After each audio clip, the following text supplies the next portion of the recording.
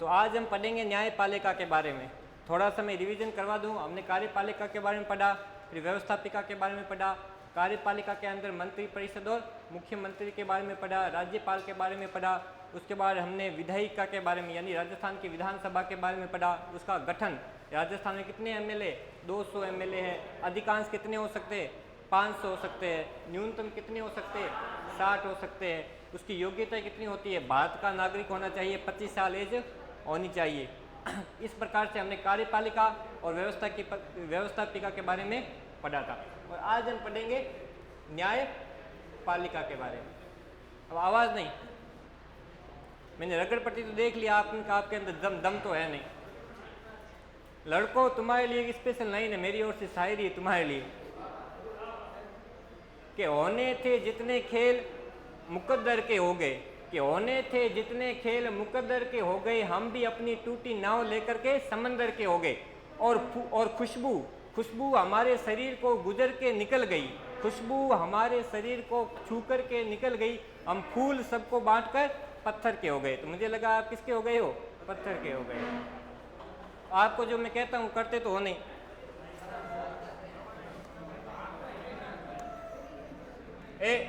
अब आवाज़ नहीं, अब ध्यान से देखो इधर। इसके बारे में ज़्यादा कुछ नहीं है, आधे घंटे का टॉपिक है।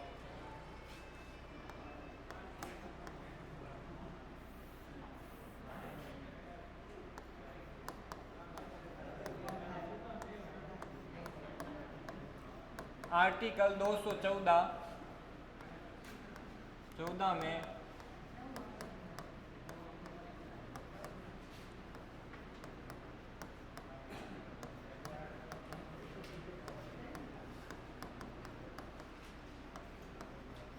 एक न्यायालय होगा।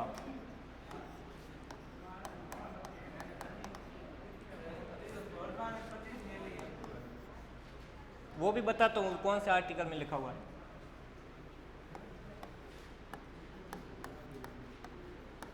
या अभी हाथों हाथ लिख लो, आप अभी हाथों हाथ लिख लो, फिर आप देखोगे नहीं मुझे पता है। किसी के नेट नहीं है, किसी के मोबाइल नहीं है, किसी के ढीकना नहीं है, किसी के क्या फलाना नहीं है, तो यहीं अभी लिख लो।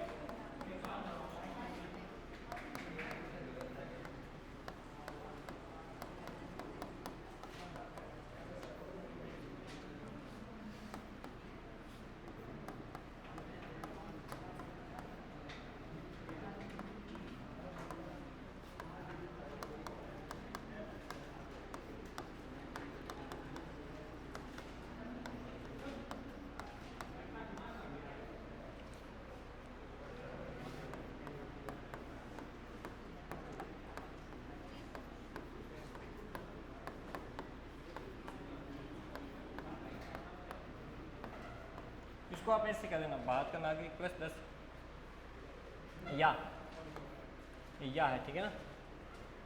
योग्यता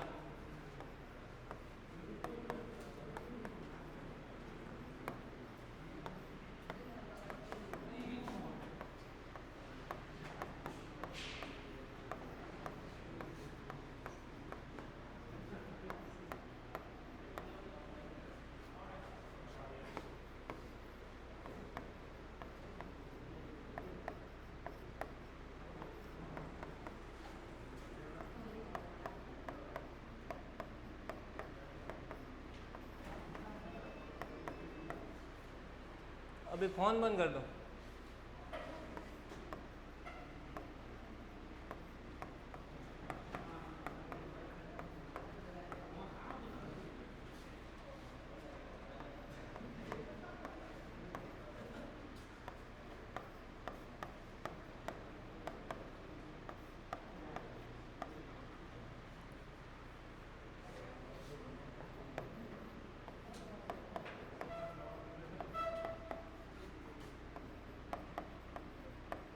शपथ राज्यपाल के द्वारा। फिर एक और यहाँ पर लिख लेता हूँ 6 नंबर। आप नीचे लिखना, आप तो ऊपर मत लिखना। हटाना, वर्तमान में लिख लेना संख्या। संसद द्वारा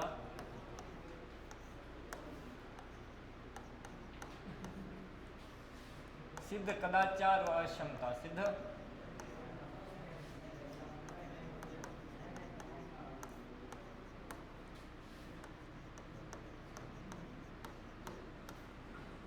वर्तमान में संख्या कितनी है? ये राजस्थान में संख्या है। मुख्य न्यायाधीश कौन है? किसी को पता है? MM श्रीवास्तव।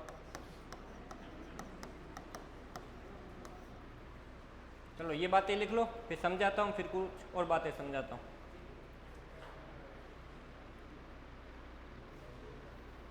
लिख लिए? अभी लिख लो, बाद में नहीं लिखा जाएगा। एक दो पेज छोड़ दो, इतना तो स्कूल में सीखा ही होगा। तो होमवर्क थोड़ा सा बच जाता है, एक दो पेज छोड़ देते हैं या तो बीच में रखते ही नहीं है। उनको लगता है, सर को लगता है पूरा ही है। फटाफट लिखो, 1 मिनट का टाइम है आपके पास। स्कूल में आप होमवर्क भी नहीं करते थे, मुझे ऐसा लगता है आपकी स्पीड को देख करके।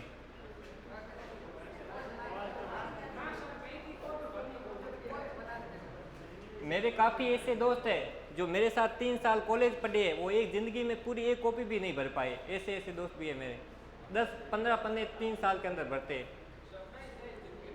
और हकीकत में फिर ज़िंदगी में मतलब कॉलेज में टॉप भी वही करते हैं। पता नहीं कहाँ से इतना कॉन्फिडेंस लेकर के आते हैं। अच्छा, बिल्कुल सही बात है, वो लिखते कम है, याद ज़्यादा रखते हैं। चलो अब कॉपियाँ बंद करो एक बार। अब ये समझो, इस बात को समझो। अब चलो मैं समझाऊंगा, फिर आपको समझ में नहीं आएगा अगर लिखोगे तो।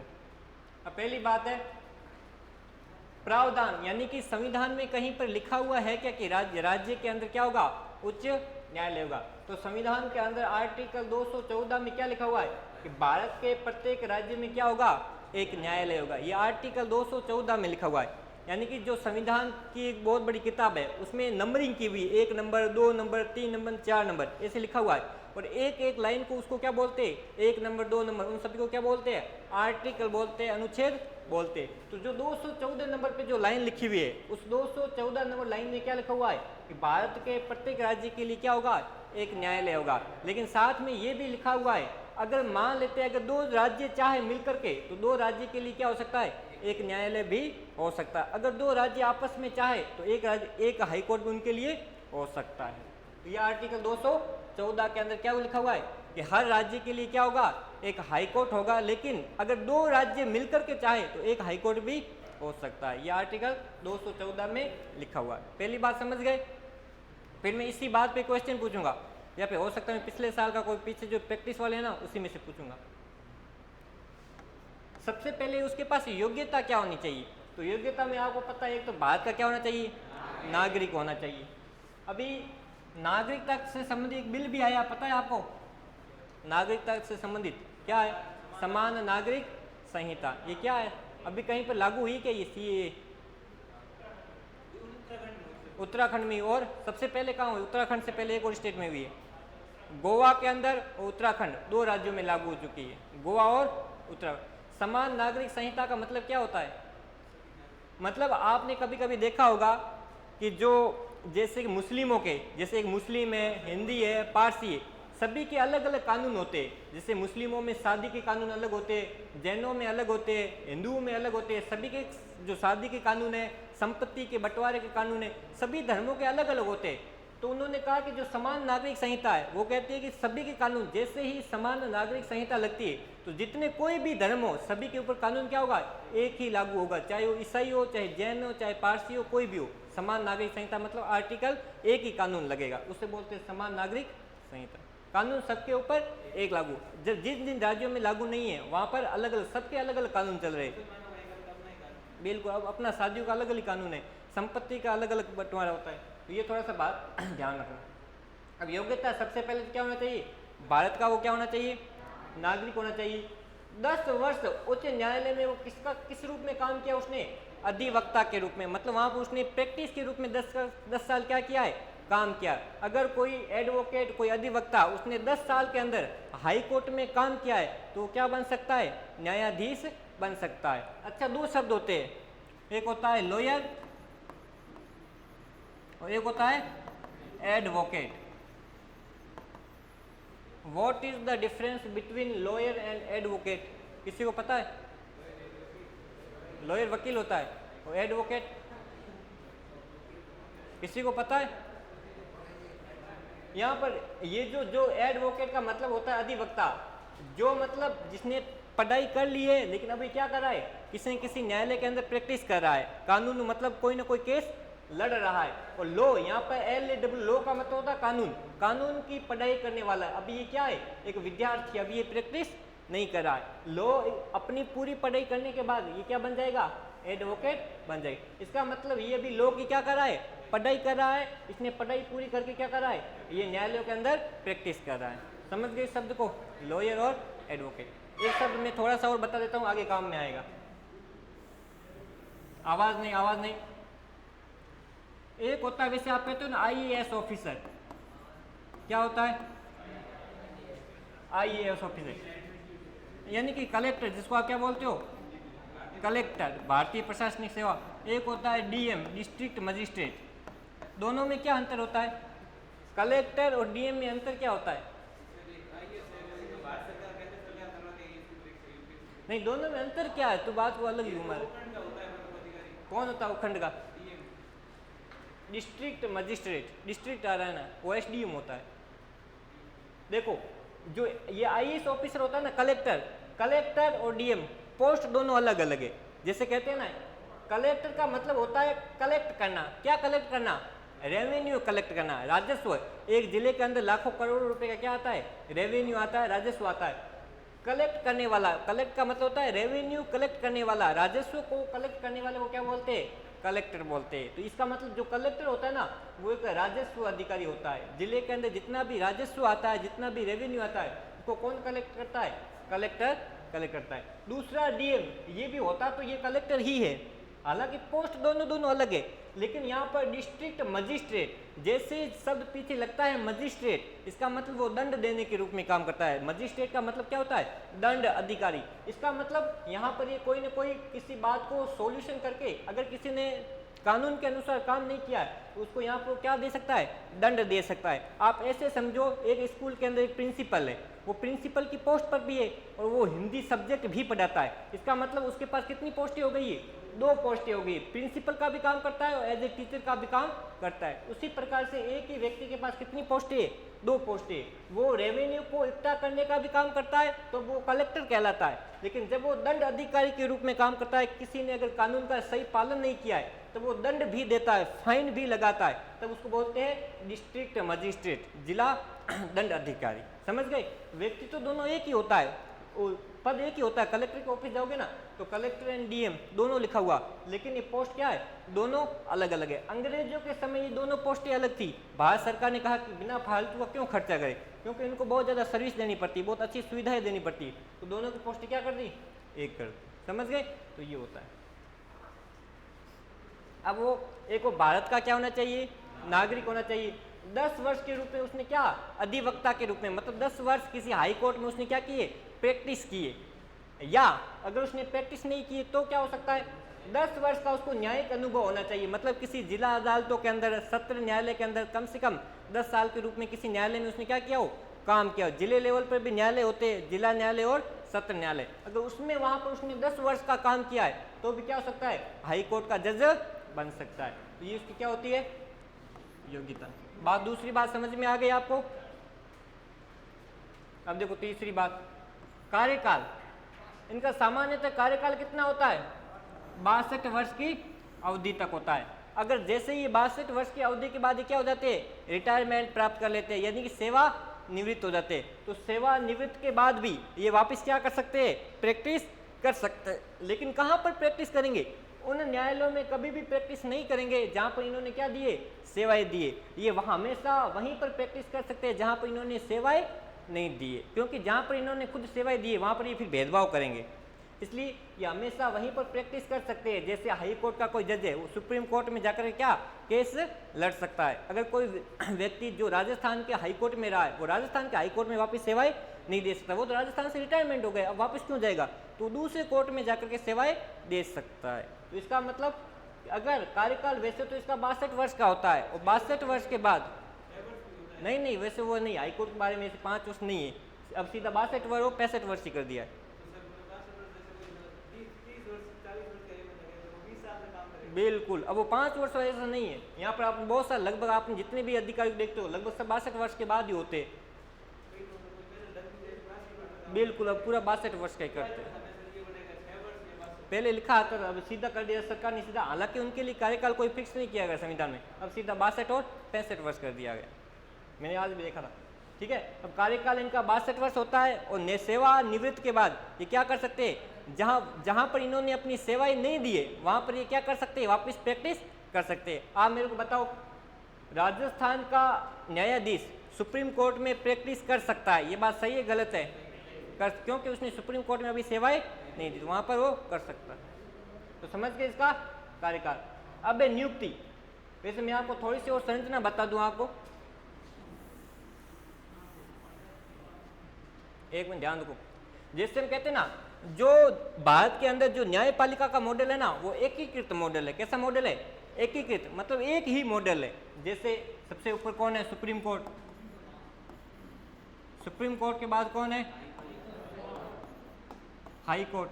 हाई कोर्ट के बाद क्या है? जिला, या कह सकते हैं सब ऑर्डिनेट, सब आ गए इसमें, अधीनस्थ। कहने का मतलब ये है, अगर मान लेते कोई मामला सब ऑर्डिनेट के अंदर है, अगर यहाँ पर मामला सही तरह से सॉल्यूशन नहीं हो पाता है, तो इसकी अपील कहाँ पर की जा सकती है?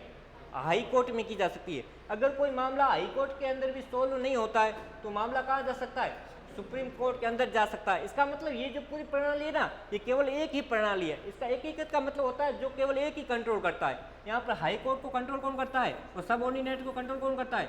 सुप्रीम कोर्ट के द्वारा ही किया जाता है। फॉर एग्जाम्पल दूसरी आप ये पढ़िए, एक आपने ये भी पढ़ा होगा, एक होता है संघ सूची, एक होता है राज्य सूची, और एक होता है समवर्ती और फिर अवशिष्ट। अभी 3 की बात करते हैं।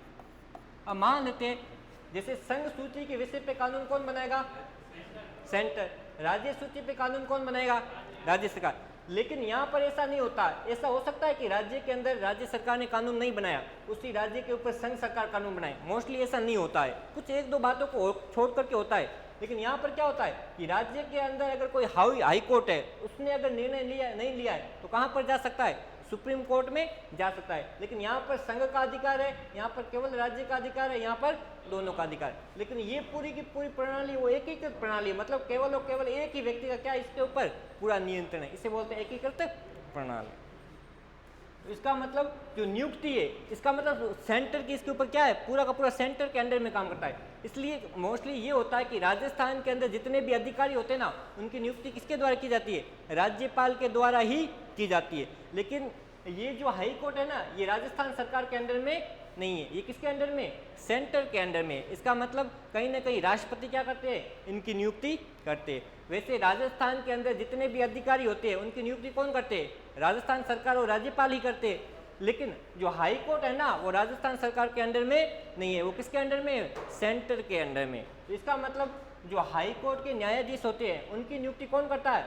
राष्ट्रपति के द्वारा मुख्य न्यायाधीश, यानी जो भारत का मुख्य न्यायाधीश है, उसकी सलाह पर की जाती है। तो ध्यान रखना, राजस्थान के राज्यपाल नहीं करके भारत के कौन करते हैं? राष्ट्रपति। मुख्य न्यायाधीश जो भारत के CJI है, जो मुख्य उच्चतम न्यायालय के मुख्य न्यायाधीश होते हैं, वो इसकी क्या करते हैं? नियुक्ति करते हैं, सभी न्यायाधीशों की नियुक्ति। और मुख्य न्यायाधीश की नियुक्ति कैसे होती है? जो सबसे वरिष्ठ होता है वो क्या बन जाता है? मुख्य न्यायाधीश बन जाता है। तो समझ गए, नियुक्ति कौन करता है? राष्ट्रपति करता है। क्यों? क्योंकि हाई कोर्ट के ऊपर किसका कंट्रोल है? सेंटर का है। अब है शपथ। शपथ कौन दिलाता है? राज्यपाल के द्वारा ही दिलाई जाती है। मोस्टली शपथ किसकी दिलाई जाती है? पद की शपथ दिलाई जाती है कि आप अपने पद के ऊपर गरिमामय, मतलब कोई भी निर्णय लोगे तो बिना किसी पक्षपात के क्या लोगे? निर्णय लोगे। तो ये इसको शपथ दिलाई जाती है। अब है हटाना। जब नियंत्रण किसका है? संसद का, मतलब केंद्र सरकार का है, तो हटाएगी भी कौन?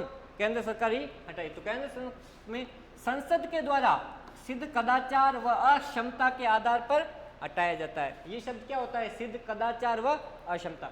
कदाचार का मतलब होता है कि अगर किसी न्यायाधीश ने कोई करप्शन किया है, कोई घोटाला किया है, कोई बहुत बड़ा मतलब रफू चक्कर किया है, पैसे लेकर के भाग गया है, अगर उसके ऊपर फिर कदाचार सिद्ध हो जाता है, वो दोषी हो जाता है, तो भी उसको हटाया जा सकता है। दूसरी अक्षमता। अक्षमता का मतलब होता है कि अब उसके अंदर वो क्वालिटी नहीं है। एक हाई कोर्ट के न्यायाधीश में जो क्वालिटी होनी चाहिए कि वो एकदम हाथों हाथ निर्णय दे, बातों को पूरी मैच्योरिटी के साथ बातों को एनालिसिस करे, अगर उसके अंदर अक्षमता हो गई या उसका शरीर सही ढंग से काम नहीं कर रहा है, उसका मस्तिष्क कहीं ना कहीं हो सकता है कमजोर हो गया है, इसका मतलब अब वो हाई कोर्ट के योग्य नहीं है, उसके अंदर क्षमता नहीं है कि वो निर्णयों को दे सके। आपको शायद पता होगा, अगर एक जिले का जो न्यायालय होता है ना, वहाँ का अगर कोई अध्यक्ष प्रधानमंत्री के खिलाफ कुछ बोल दे तो हो सकता है प्रधानमंत्री को भी अपना पद छोड़ना पड़े। कौन कह रहा है? एक जिला न्यायालय, जिले के जो न्यायालय होता है उसका अगर न्यायाधीश कुछ कह सकता है ना, तो हो सकता है भारत के प्रधानमंत्री को भी जेल जाना पड़े। यानी जिले के न्यायालय के न्यायाधीश की अगर इतनी शक्ति होती है तो आप समझ जाओ हाई कोर्ट और सुप्रीम कोर्ट का जो न्यायाधीश होता है उसकी शक्ति कितनी होगी। अगर हाई कोर्ट के अंदर असक्षम अगर न्यायाधीश होंगे तो आप सोच सकते हो देश कहाँ पर जाएगा, ठीक है ना। इसलिए अगर वहाँ पर लगता है कि उनके पास अब काम करने की कैपेसिटी नहीं है तो भी उनको संसद के द्वारा हटाया जा सकता है। कौन कौन से दो आधार होते हैं? हालांकि महाभियोग ही लगता है। संसद के द्वारा सिद्ध कदाचार व अक्षमता के आधार पर उनको हटाया जा सकता है। नियुक्ति भी कौन करती है? सेंटर करता है। राष्ट्रपति मुख्य न्यायाधीश की सलाह पर करता है। वो हटाता भी कौन है? राष्ट्रपति हटाता है, लेकिन संसद के द्वारा सिद्ध कदाचार व अक्षमता के आधार पर। वैसे राजस्थान में वर्तमान में अधिकतम संख्या कितनी है? 49+1। 1 कौन होता है? मुख्य न्यायाधीश। लेकिन हकीकत में 35 के आसपास ही है। पोस्टें अभी खाली पड़ी है 15। क्यों? क्योंकि इनको बहुत ही ज़्यादा हाई मतलब पेमेंट देना पड़ता है। इनके लिए अलग से जाने के लिए हेलीकॉप्टर की व्यवस्था करनी पड़ती है, अलग से कारें देनी पड़ती है, अलग से बंगलो देने पड़ते हैं, अलग से इंटरनेट, अलग से कारें, अलग से एशिया, अलग से बड़ा बंगलो, सब प्रकार की व्यवस्था इनके लिए करनी पड़ती है। इसलिए राजस्थान सरकार के पास इतना खर्चा नहीं होता है, इसलिए सरकार हमेशा पोस्टें खाली ही रखती है। जब भी सरकार हमेशा पोस्टें खाली रखती है, अब टीचर की भी अगर वैकेंसी आएगी ना, अगर सरकार के पास पूरी राजस्थान में 50,000 है तो सरकार हमेशा 25 से 30,000 निकालेगी, 20,000 आगे भविष्य के लिए रख लेगी। क्योंकि सरकार के पास पहली बात इतना पेमेंट नहीं होता है, सरकार पहले से ही घाटे में चलती है, इसलिए सरकार हमेशा कम कोशिश करती है। समझ गए? मोदी जी बोलते हैं ना कि हर व्यक्ति के अकाउंट में कितने रुपए डाले जाएंगे? 15 लाख। आज तक किसी के अकाउंट में 15 लाख रुपए आए क्या? क्यों नहीं आए? क्यों नहीं आए? बोला नहीं आपने। चलो, वर्तमान में मुख्य न्यायाधीश कौन है? MM श्रीवास्तव। ठीक है, तो ये बातें आप समझ गए। अवन, तो ये बातें आप इतनी समझ गए। एक बार देख लो, वापस मैं रिवीजन करवा दूं। अब चलो, अब आप लिख लो। किसी ने अगर नहीं लिखा तो एक बार लिख लो 2 मिनट के लिए। लिख लिए सभी ने? फटाफट लिख लो, 1 मिनट का टाइम है। लिख लिए? तेरे साइन सवाल ही नहीं किए हुए। कर लो कर लो। फिर मैं 1-2 क्वेश्चन देता हूँ। बुक देना, देखो पिछले साल के क्वेश्चन है क्या? बुक है किसी के पास? यार लड़कों, मुझे एक बात समझ में नहीं आती, तुम इतने बड़े बड़े थैले ला करके करते क्या हो? लड़की को देखो, एक ही इतना थैला लेकर के आती है, टॉप भी यही करती है, हैं? गिर न जाए। तुम एक तो इतने बड़े बड़े थैले लेके आते हो, पता नहीं इतना डाल करके क्या लाते हो? लड़की को देखो, एक ही किताब लेकर के आती है, फिर भी टॉप करती है। तो थैला देखो।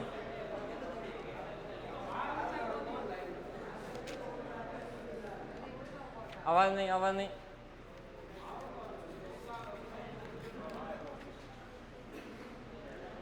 तो लगभग इतनी आपकी बातें लगभग इतनी थी इसके अंदर, बाकी तो है ही नहीं कुछ। चलो 1-2 मैं क्वेश्चन पूछता हूँ, 1-2 और बता देता हूँ, ठीक है ना।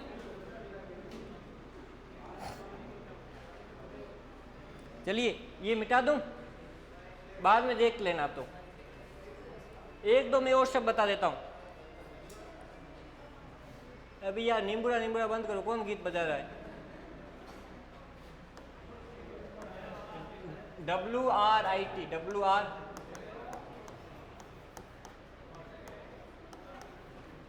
2-4 शब्द वो समझ लो।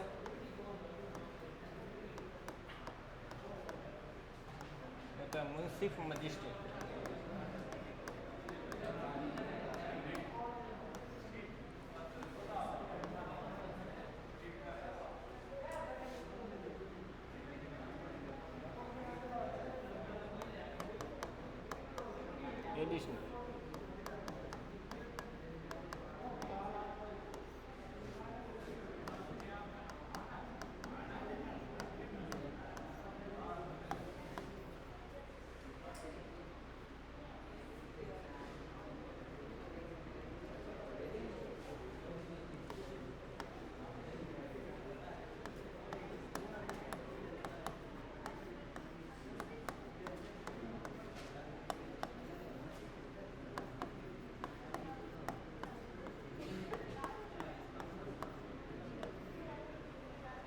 चलो ये 4-5 शब्द और है, आप इसको भी समझ लो, बाकी तो कुछ इसमें है ही नहीं आपके, इतना ही है।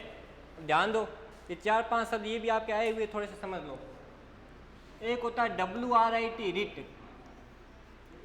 वैसे संविधान के अंदर 2 आर्टिकल है, एक आर्टिकल है 32, एक आर्टिकल 226, हाई कोर्ट,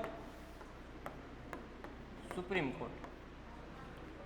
अगर आपको पता है संविधान के भाग 3 में, संविधान के भाग 3 में हमें कुछ मूल अधिकार दिए गए, अगर मूल अधिकारों का हनन होता है तो हम क्या कहाँ जा सकते हैं? सुप्रीम कोर्ट में जा सकते हैं या हाई कोर्ट में जा सकते हैं। और सुप्रीम कोर्ट और हाई कोर्ट उस हमारे साथ जो मूल अधिकारों का हनन हुआ है उसको रोकने के लिए क्या जारी कर सकते हैं? रिट जारी कर सकते हैं। हालांकि जो हाई कोर्ट होता है वो कितने प्रकार की रिट जारी करता है? 6 प्रकार की, और सुप्रीम कोर्ट 5 प्रकार की रिट जारी करता है। शायद आपने 11th और 12th में पढ़े होंगे। हाँ, ये एक प्रकार की जो एडिशनल करता है इसे बोलते हैं इंटरिम, इंटरिम रिलीफ। वो 5 प्रकार की हेबियस कॉर्पस, बंदी प्रत्यक्षीकरण है, परम आदेश है, प्रतिषेध है, उत्प्रेषण है, अधिकार परीक्षा है, वो 5 प्रकार की। लेकिन ये 6ठी रिट और जारी करता है जिसे बोलते हैं इंटरिम रिलीफ। कुछ समय के लिए सहायता के लिए क्या करता है? एक 6ठी रिट भी जारी करता है। इसका मतलब हाई कोर्ट के पास रिट जारी करने के मामले में ज़्यादा शक्तियाँ। तो ये हो गया रिट। अगर आपके मूल अधिकारों का हनन होता है तो आप कहाँ जा सकते हो? वैसे तो सीधा सुप्रीम कोर्ट भी जा सकते हो, लेकिन हाई कोर्ट भी जा सकते हो। हाई कोर्ट आपके मूल अधिकारों के हनन को रोकने के लिए क्या जारी करता है? रिट जारी करता है। एक होता है म्युनिसिपल मजिस्ट्रेट, ये कभी आपने सुना? म्युनिसिपल मजिस्ट्रेट सबसे पहले होता है सुप्रीम कोर्ट, फिर होता है हाई कोर्ट, फिर होती है जिला अदालतें। लेकिन कभी कभी तहसील लेवल के ऊपर भी, तहसील पर भी क्या होती है? कुछ अदालतें होती है। तहसील लेवल पर भी कुछ अदालतें होती है, उपखंड है, तहसील है, वहाँ पर भी अदालतें होती है। लेकिन वहाँ पर जो न्याय करने का काम है वो कौन करते हैं? वहाँ पर वो SDM साहब बैठते हैं। कौन बैठते हैं? SDM साहब है, वही क्या करते हैं? न्याय करने के लिए पहुँच जाते हैं। इस प्रकार से उस समय जो SDM होते हैं वो क्या कहलाते हैं? म्युनिसिपल मजिस्ट्रेट ही कहलाते हैं। ये भी दंड देने का, देखो सब डिविजनल डिस्ट्रिक्ट मजिस्ट्रेट, यानी कि ये भी क्या है? मजिस्ट्रेट है, दंड देने का काम करते हैं। फिर होता है एक एडिशनल न्यायाधीश, एडिशनल न्यायाधीश, यानी कि जब भी हाई कोर्ट के अंदर, जब भी भारत के राष्ट्रपति को ये लगे कि राज्य के हाई कोर्ट के अंदर बहुत ज़्यादा जो केस है वो पेंडिंग पड़े हुए, अभी हमें और न्यायाधीशों की ज़रूरत है, तो कुछ समय के लिए, वैसे फिक्स टाइम में संविधान में लिखा हुआ है 2 साल के लिए, 2 वर्ष के लिए किसकी नियुक्ति कर सकते हैं? एडिशनल न्यायाधीश की नियुक्ति कर सकते हैं। जब भी हाई कोर्ट, सुप्रीम कोर्ट को लगे, भारत के राष्ट्रपति को लगे कि इस राज्य के हाई कोर्ट के अंदर बहुत ही ज़्यादा केस है वो पेंडिंग पड़े, बहुत ही ज़्यादा केस पेंडिंग पड़े, उन केसों को सोल्व करने के लिए इसकी नियुक्ति की जा सकती है, एडिशनल न्यायाधीश, अतिरिक्त न्यायाधीश की नियुक्ति की जा सकती है। कितने सालों के लिए? फिर 2 साल के बाद पता चलता है कि इसको न्यायाधीश बनाया जाए या नहीं बनाया जाए, क्योंकि हो सकता है कि ये अच्छा न्यायाधीश हो ही नहीं 2 साल के अंदर। 2 साल के अंदर पता चल जाता है कि नहीं, इसको आप न्यायाधीश बना सकते हो। तो 2 साल के लिए संविधान में लिखा हुआ कि एडिशनल न्यायाधीश की नियुक्ति, जब हाई कोर्ट के अंदर बहुत ज़्यादा केस पेंडिंग हो तब एडिशनल न्यायाधीश की नियुक्ति की जा सकती है। कितने वर्ष के लिए? 2 वर्ष के लिए की जा सकती है। तो समझ गए एडिशनल न्यायाधीश। लेकिन सुप्रीम कोर्ट के अंदर कौन से न्यायाधीश लगते हैं? उसे बोलते हैं तदर्थ न्यायाधीश। सुप्रीम कोर्ट के अंदर एक शब्द आता है तदर्थ न्यायाधीश। ये क्या होता है? तदर्थ न्यायाधीश का मतलब ये होता है कि सुप्रीम कोर्ट के अंदर अगर कोई भी कार्यवाही करनी है तो कम से कम, कहते हैं ना, एक कोटा होना चाहिए। जैसे मान लेते हैं राजस्थान की विधानसभा, अगर उसका सत्र बुलाना है तो कम से कम कितने सदस्य आना जरूरी है? 10% आना जरूरी है। अगर विधानसभा के अंदर 10% कितना होता है? 20। 200 में से अगर विधानसभा के MLA 20 नहीं आते तो विधानसभा खुलती नहीं है। फॉर एग्जाम्पल हम स्कूल की बात करें, स्कूल में मान लेते हैं जैसे एक क्लास है, ये वाली कोचिंग है, इसमें से वैसे तो हमेशा 60 से 70 स्टूडेंट आते हैं, दूसरे दिन केवल 3 ही स्टूडेंट आए तो टीचर भी हो सकता है पढ़ाई नहीं, चलो बच्चों आज खुद पढ़ो, हम आपको नहीं पढ़ाएंगे। तो उसी प्रकार से सुप्रीम कोर्ट के अंदर जब न्यायाधीशों की कमी हो जाती है, किसी काम से न्यायाधीश बाहर जाते हैं, तब केवल जरूरी होता है कि सुप्रीम कोर्ट खोलना, तो वहां पर तदर्थ न्यायाधीशों की क्या की जाती है, नियुक्ति की जाती है। मतलब दूसरे हाई कोर्ट के न्यायाधीशों को कहाँ बुलाया जाता है, ट्रांसफर किया जाता है, सुप्रीम कोर्ट के अंदर ट्रांसफर किया जाता है। उन्हीं को क्या बोलते हैं, तदर्थ। तदर्थ का मतलब क्या होता है हिंदी में, अस्थायी। क्या होता है, कुछ समय के लिए ये हाई कोर्ट से आते हैं और सुप्रीम कोर्ट में बैठते हैं कि अभी हमारे पास न्यायाधीशों की कमी है, कोटा पूरा करने के लिए क्या करते हैं, हाई कोर्ट के न्यायाधीशों को सुप्रीम कोर्ट में बुला देते हैं। लेकिन यहाँ पर ऐसा नहीं है, यहाँ पर एडिशनल न्यायाधीश है, यहाँ पर ये तदर्थ न्यायाधीश आ सकता है कि तदर्थ न्यायाधीश का संबंध किससे है, तो तदर्थ न्यायाधीश का संबंध सुप्रीम कोर्ट से, जबकि एडिशनल न्यायाधीश का संबंध हाई कोर्ट से है। चलिए आगे, एक होता है सेशन कोर्ट, एक होता है जिला कोर्ट।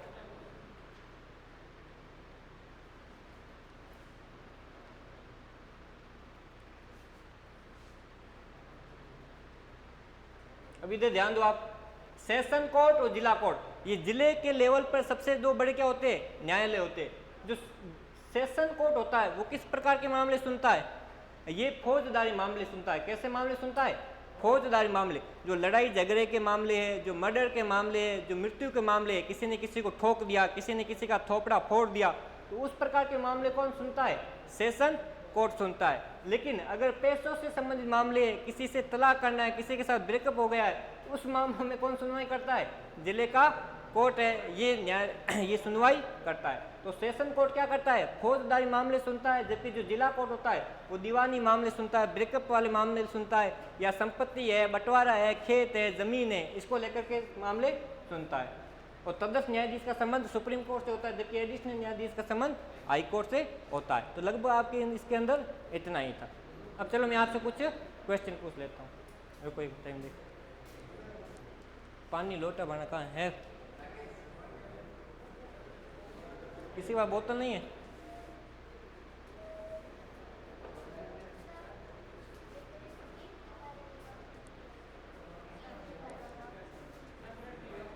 कौन से, किसके बारे में, ये रिट के बारे में। आप मूल अधिकार समझते हो, मूल अधिकार नहीं समझते हो, समझते हो। तो हमारे जो मूल अधिकार होते हैं ना, जैसे मूल अधिकार हमें कहता है कि सरकार आपके साथ धर्म के आधार पर भेदभाव नहीं कर सकती। धर्म के आधार पर, बाकी तो सरकार भेदभाव आपके साथ कर सकती है, किसी को रिजर्वेशन मिलता है, किसी को रिजर्वेशन नहीं मिला, इसका मतलब है तो भेदभाव। लेकिन वो सरकार भेदभाव कैसे करती है, जब लगता है कि नहीं ये व्यक्ति गरीब है इसलिए इसको रिजर्वेशन देना जरूरी है, और ये व्यक्ति इसके पास अच्छी संपत्ति, इसको रिजर्वेशन देना जरूरी नहीं है। इस प्रकार का तो भेदभाव होता है। लेकिन मान लेते हैं कि सरकार कहती है कि हम आपके साथ धर्म के नाम पर भेदभाव नहीं कर सकते। मान लेते हैं जैसे एक स्कूल है, सरकार ने कोई स्कूल खोली, मान लेते हैं यहाँ पर एक बच्चा, दो बच्चे आ गए, एक हिंदू है एक मुस्लिम है, तो हिंदू वाले को तो एडमिशन दे दिया गया, लेकिन इसको ये एडमिशन इसलिए नहीं दिया गया, क्यों, क्योंकि ये मुस्लिम था। क्यों, क्योंकि मुस्लिम था। इसका मतलब इसके साथ जो भेदभाव हुआ है किस लिए हुआ है, क्योंकि इसकी जो जाति थी वो कौन सी थी, मुसलमान थी। इसका मतलब, जबकि हमारा जो मूल अधिकार क्या कहता है, धर्म के आधार पर सरकार कहीं भी भेदभाव नहीं कर सकती। बाकी तो भेदभाव कर सकती है, धर्म के आधार पर नहीं कर सकती। अगर धर्म के नाम पर भेदभाव करती है तो वो व्यक्ति, इसका मतलब उसके मूल अधिकारों का हनन हो रहा है। मूल अधिकारों के हनन को रोकने के लिए कहाँ जाता है, हाई कोर्ट या सुप्रीम कोर्ट में जाता है। वो सुप्रीम कोर्ट और हाई कोर्ट उसके मूल अधिकारों को बचाने के लिए एक पेज जारी करते हैं, एक नोटिफिकेशन, एक मैसेज जारी करते हैं। उसी मैसेज को हम क्या कहते हैं, रिट कहते हैं। ठीक है ना। हाई कोर्ट 6 प्रकार की, हाई कोर्ट 6 रिट जारी करता है और सुप्रीम कोर्ट 5 करता है। वो एक इंटरिम रिलीफ के लिए भी क्या करता है, रिट जारी करता है। एक प्रकार का मैसेज ही होता है उस व्यक्ति के खिलाफ जिसने उसके मूल अधिकारों को उल्लंघन किया है। हाँ बिल्कुल, पूछा करो, अगर समझ में नहीं है ना पूछ लिया करो, शर्म करने की कोई जरूरत नहीं है। हमेशा कहता हूँ जिसको आए शर्म उसके फूटे करम।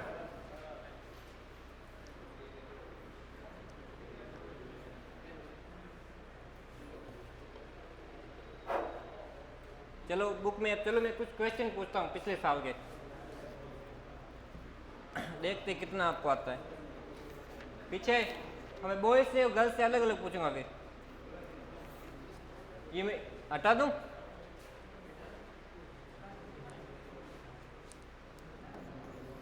फिर कल हम पढ़ेंगे पंचायती राज नगर पालिका, पंचायती राज और नगर पालिका। पीछे आवाज नहीं, अब देखो क्वेश्चन देखो।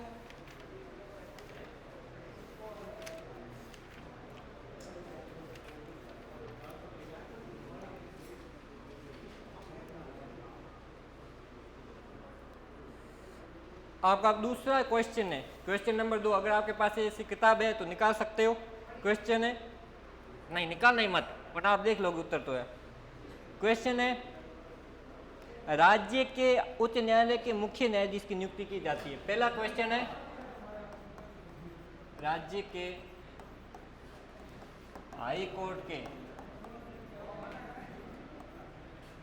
मुख्य न्यायाधीश की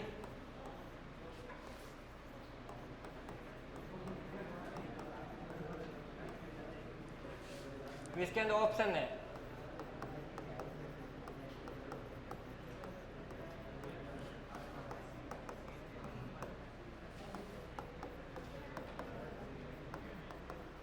राज्यपाल व विधानसभा,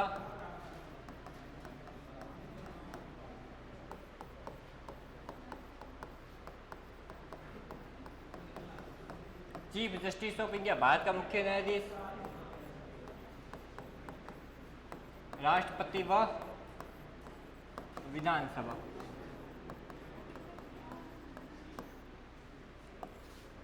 जो मानते सर ए सही है, ए, वो हाथ खड़े करो। ए आवाज नहीं। जिसको लगता है कि ए सही है, राजस्थान के जो हाई कोर्ट के मुख्य न्यायाधीश है उनकी नियुक्ति कौन करता है? जिसको लगता है बी सही है हाथ खड़े करो। जिसको लगता है डी सही है, जिसको लगता है सी सही है, कौन करता है? राष्ट्रपति के द्वारा मुख्य न्यायाधीश की सलाह पर की जाती है। समझ गए?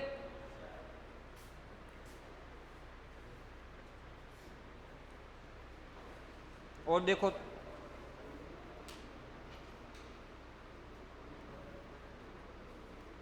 निम्न में से कौन सी शक्ति राष्ट्रपति को तो प्राप्त है लेकिन राज्यपाल को प्राप्त नहीं है?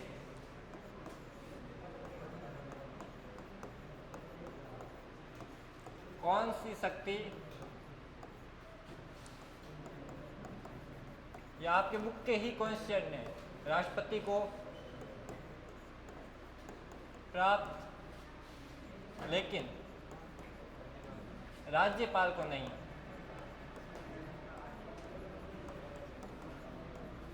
तो आपके माइंड में आना चाहिए कि राज्यपाल के पास कौन सी शक्ति होती है और राष्ट्रपति के पास कौन सी शक्ति होती है। इसमें देखो,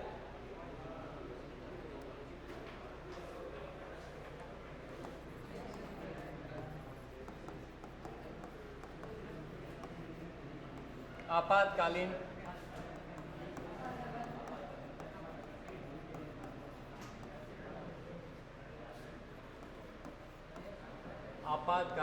राजनयिक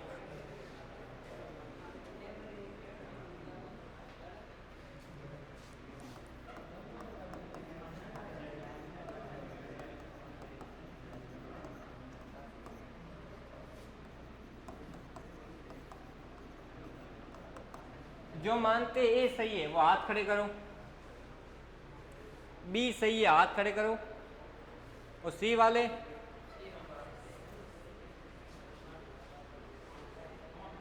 और डी वाले। तेरा डी है, वेरी गुड। डी आपका है, डी है, सही आंसर इसका डी है। देखो मैं बताता हूं, आपातकालीन का मतलब होता है 352 राष्ट्रीय आपातकाल, 356 भी राष्ट्रपति लगाता है, और 360 वित्तीय आपातकाल। इसका मतलब ये भी तो सही है, ये भी तो नहीं है। राजनयिक शक्ति, राजनयिक का मतलब होता है विदेशों के अंदर अपने दूत भेजना, विदेशों के अंदर अपने दूत भेजना। भारत सरकार हर देश के अंदर अपना दूत भेजती है ताकि उस देश के साथ हमारे कैसे संबंध है, क्या चल रहा है, वो दूत ध्यान रखता है। तो दूतों को नियुक्त करने की शक्ति भी किसके पास है? राष्ट्रपति के पास है, राज्यपाल के पास नहीं। इसका मतलब ये भी राज्यपाल को नहीं है।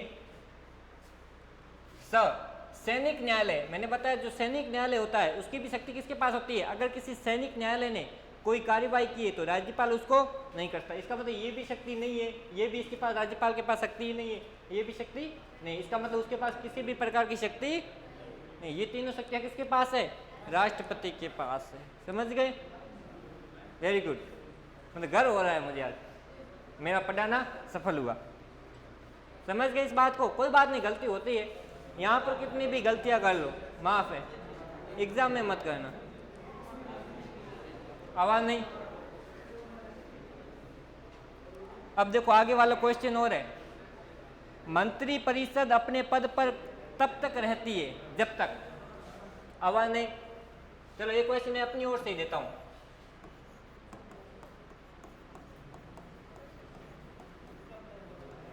मंत्री परिषद व्यक्तिगत रूप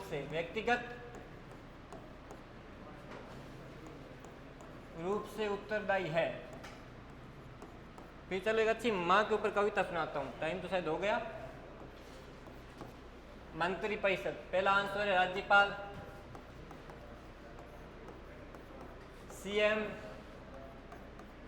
राष्ट्रपति या डी है विधानसभा। ये इसमें भी आप धोखा खाओगे। मंत्री परिषद व्यक्तिगत रूप से उत्तरदायी है। जो मानता है डी सही है वो हाथ खड़े करो। D D D for dog. बाकी वालों का क्या होगा? कोई बात, वेरी गुड, बैठ जाओ। जो मानता सी सही है वो हाथ खड़े करो। सी सी नहीं है, सही बात है। जो मानता बी सही है, B B B for boy. चलो ठीक है, चेहरे देखने दो। जो मानता ए सही है वो हाथ खड़े करो। तुम्हारा क्या है? तेरा क्या है? अब की बार गलत हो गया। चलो इसका सही आंसर क्या है? राज्यपाल। देखो दो शब्द होते हैं, एक होता है व्यक्तिगत और एक होता है सामूहिक। एक होता है व्यक्तिगत और एक होता है सामूहिक। व्यक्तिगत मंत्री हमेशा व्यक्तिगत किसके प्रति उत्तरदायी होता है? राज्यपाल के प्रति। लेकिन सामूहिक रूप से किसके प्रति होती है? विधानसभा के प्रति। तो ये ध्यान रखना है, व्यक्तिगत राज्यपाल के प्रति और सामूहिक विधानसभा के प्रति। अभी रुको रुको, एक मिनट रुको। चलो एक 5 मिनट रुको अभी। चलिए, एक आज मातृ दिवस है, पता है ना आपको? किसी को कोई अच्छी पोइम आती है? चलो एक माँ के ऊपर कविता सुन लो। आवाज नहीं।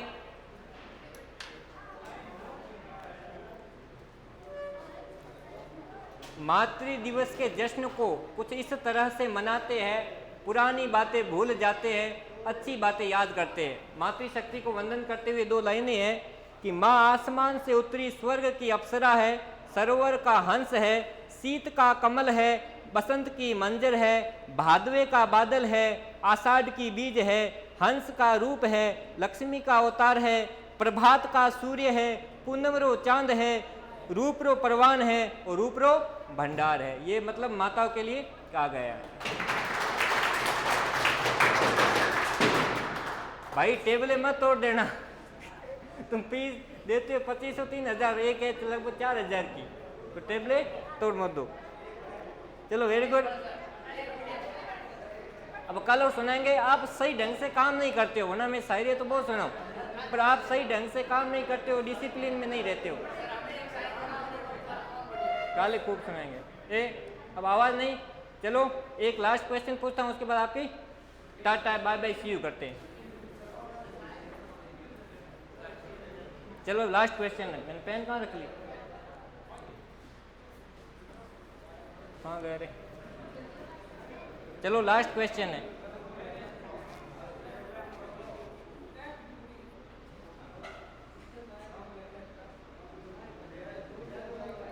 सामूहिक उत्तरदायित्व का अर्थ होता है सामूहिक उत्तरदायित्व। उत्तरदायित्व का अर्थ है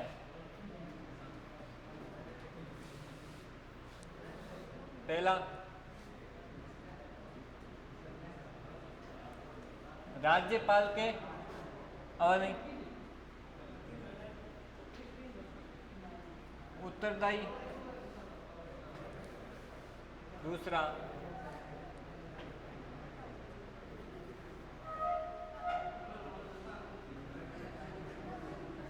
अविश्वास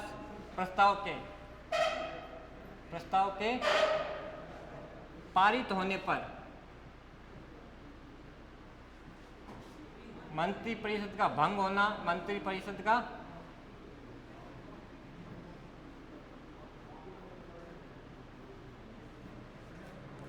तीसरा, मंत्री को पद से हटाना, मंत्री को पद से हटाना,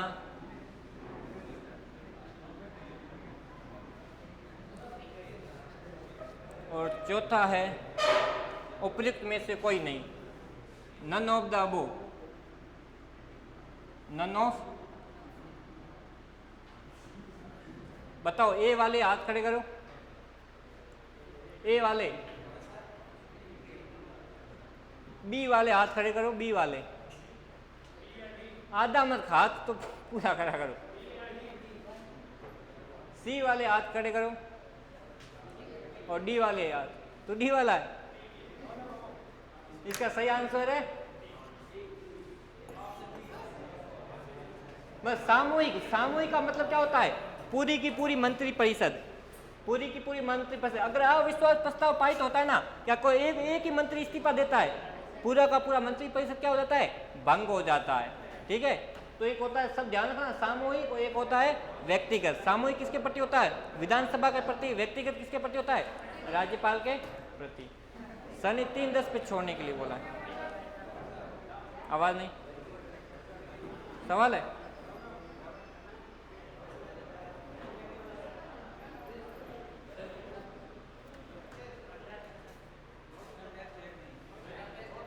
किसका टेस्ट है? देखते हैं। एक लास्ट क्वेश्चन,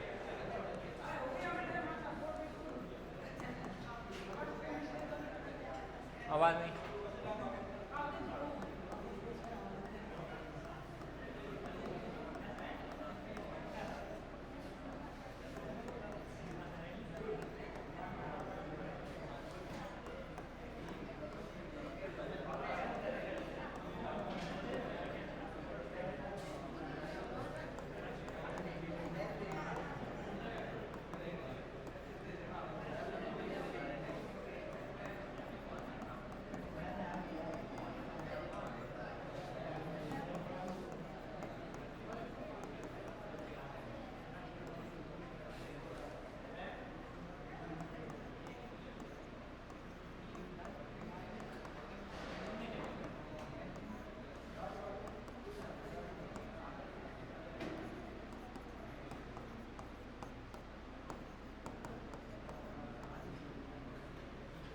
चलो जिसको लगता है ए सही है वो हाथ खड़े करो।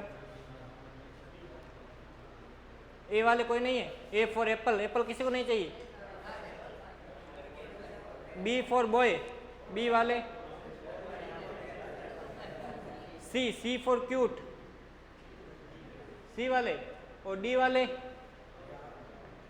मतलब तुम्हारा ठीक है, सी में भी तुम हाथ खड़े कर लेते हो, डी में भी हाथ खड़े कर लेते हो।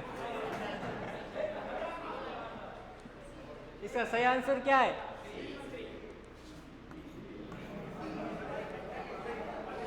ए,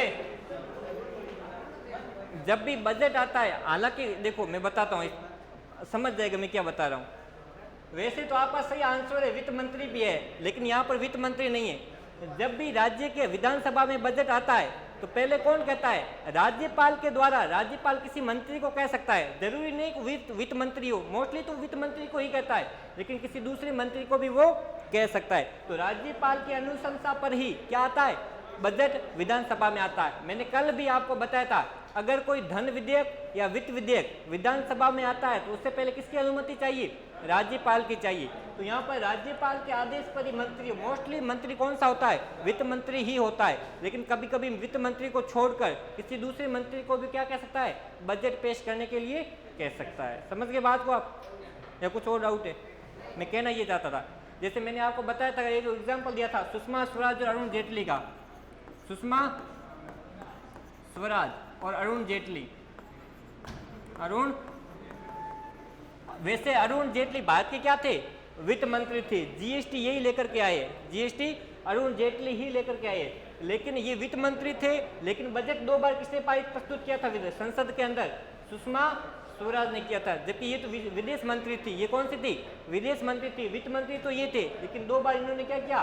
बजट पेश किया। समझ गए आप इस बात को? ठीक है, आप सभी का दिन शुभ हो। धन्यवाद।